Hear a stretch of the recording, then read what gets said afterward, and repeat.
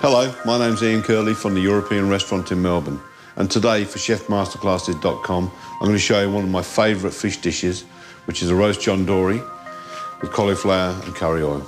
So the first thing I'm going to do is going to be the cauliflower puree. Now these are going to be put on the plate as at room temperature, so you don't really have to heat everything up for this. So it's a beautiful summery spring dish, and also that sits on the plate, just put on, and then we'll put around the outside of the cauliflower, the roasted cauliflower, some capers, some dehydrated grapes, which are just basically green grapes that have been dehydrated overnight. So it's just the husk of the grape, the fennel and orange confit, which is just fennel that's been stewed down in extra virgin olive oil for a couple of hours until it's nice and soft. Roast the John Dory in the pan, or pan fry the John Dory in the pan, and we're going to serve that with the citrus zest and a sautéed whitloff, which has been braised down in a little bit of vegetable stock. From that, you get to that. And we surround the whole dish with curry oil, a little bit of watercress, and our friend the bataga. John Dory is one of my favourite fishes. Now you'll notice the two spots that are on either side of the dory. In French, and they say that in France, the dots are from St. Peter, who was in the boat with Jesus when he picked the fish out of the ocean. So all I do is I separate at the top piece, like that, and I run my knife around the outside, turning it around. And I get underneath the flesh, keep making sure my knife is next to the bone at all times.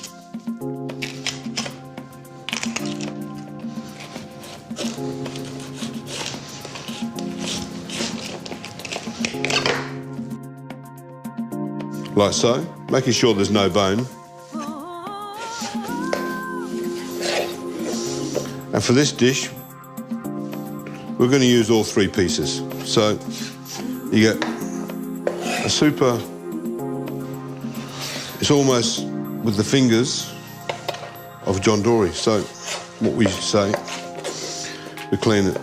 We'll serve 1.5 portions for this fish dish, and you'll see that you could maybe put a little less fish on, but I prefer to have more fish than not enough. Now, before I start cooking, I'm going to dress the plate first, because this is not a dish where you need all your garnishes to be hot, so it's a good one for summer and spring. What we do is in the middle of the plate, I put a bit of the cauliflower puree, which has just been cauliflower that's been boiled in a bit of milk and then pureed with your hand blender. A little bit of roast cauliflower, which is the florets of the cauliflower, roasted in an oven. I sprinkle a few baby capers, because I love the taste of the sweetness of the roasted cauliflower and the salty. I think this is a beautiful combination, and it's not an Indian dish per se, but the cauliflower and the curry oil that we put and the citrus gives it a beautiful, fresh, almost Indian aromatic flavour. I use a few just dehydrated grapes and pine nuts. And right in the middle, I'm going to put about 1.5 spoons of my fennel and orange confit. You also don't need to worry too much about the dish being cold, because at room temperature, all of these flavours will work together. And also, cauliflower doesn't need to be overly hot to taste it, so you'll get a beautiful flavour of the cauliflower with it being at room temperature. So put your pan on, get a nice non-stick pan. It's very important that you use a non-stick pan for this. And what you want to do, season your fish, a little bit of pepper, a little bit of salt just before you cook it, and do both sides.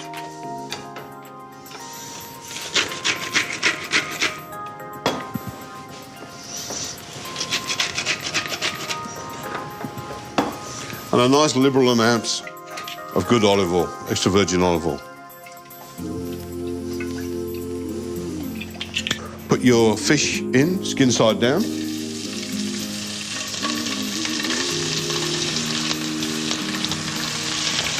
When your fish is sizzling, I put in the nice braised whitloff, and you're going to get this beautiful sweet texture of the fish being cooked. I usually put in 1 piece of whitloff for each piece of fish. Because it's a very thin, firm-fleshed white fish, it's not going to take too long to cook. So I want to crisp up the skin of the fish pretty quickly. So don't be afraid to use a touch more oil, because the caramelisation of this is going to also help with the sweetness of the cauliflower. Turn it over like so. Don't be afraid of turning over your whitloff as well. Like that, you get the caramelised whitloff.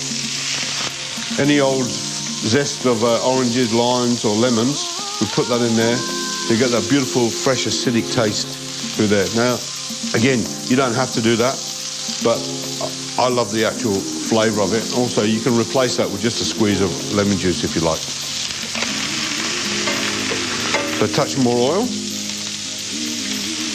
And what I tend to do is once I've turned that fish over, I turn the gas off. Once the fish is that, and I let that sit and absorb all those flavours, so that it's almost impossible to overcook the fish, and also you'll never be able to burn the fish from there. Okay, so to finish the dish, very simply, caramelised whitloff goes on the plate like so, and all I do is very carefully, I take out the dory from the pan,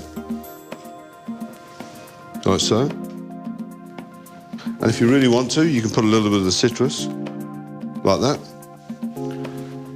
And I also like to put a little bit more of the capers, the pine nuts.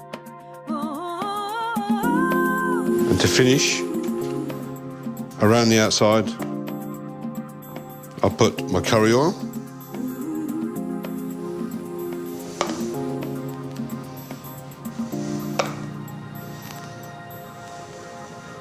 So essentially all curry oil is, for this dish, is fresh turmeric or powdered turmeric, just mixed with a little bit of extra virgin olive oil and strained. So get the fresh turmeric, or if you want to use ground turmeric, mix it with a bit of extra virgin olive oil and then strain it through a fine strainer and you'll get curry oil. Beautiful flavour. So we're going to use a little bit of watercress. And to finish the dish, we're going to put on our old friend, the bataga, which is the smoked dried mullet roe that's been sun-dried out, and they actually make this in Queensland. So again, an old friend of ours, but beautiful flavour and texture, and tastes just wonderful.